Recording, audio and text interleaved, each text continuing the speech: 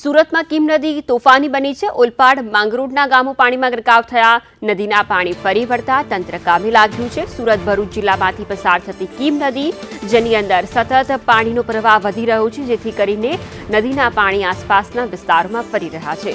કિનારે આવેલા ગામો પાણીમાં ગરકાવ થયા છે। માંગરોળ તાલુકાના મોટી નરોલી ગામ નજીક કીમ નદીના પાણી ફરી પડ્યા તો સ્થાનિક તંત્ર પણ હવે કામે લાગ્યું છે।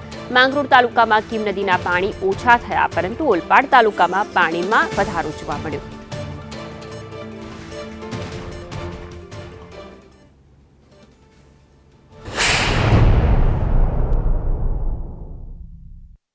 કીમ નદી ગાંધીપુર બની છે। તમે દ્રશ્ય જોઈ શકો છો। આ મોટી નરોલી છે, માંગરોળ તાલુકાની જે મોટી નરોલી પાસેથી પસાર થતી કીમ નદી છે। કીમ નદી હાલ ભયજનક સપાટી પહોંચી છે અને જે નીચાણવાળા વિસ્તારો છે એલર્ટ કરવામાં આવ્યા છે।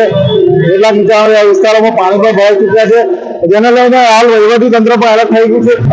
આકાશી દ્રશ્યો પણ સાથે જોવા મળી રહ્યા છે, કારણ કે જે રીતે કીમ નદી ઉફાન પર છે, જેને નીચાણવાળા વિસ્તાર છે, ખાસ કરીને જે કીમની આજુબાજુના વિસ્તારો છે ત્યાં હાલ જે પાણીમાં ગરકાવ થઈ ચૂક્યા છે અને લોકો હાલાકીનો હાલ સામનો કરે છે અને વહીવટીતંત્ર પણ હાલ એલર્ટ મોડમાં જોવા મળી રહ્યું છે। નિલેશ પટેલ, સંદેશ ન્યૂઝ, સુરત।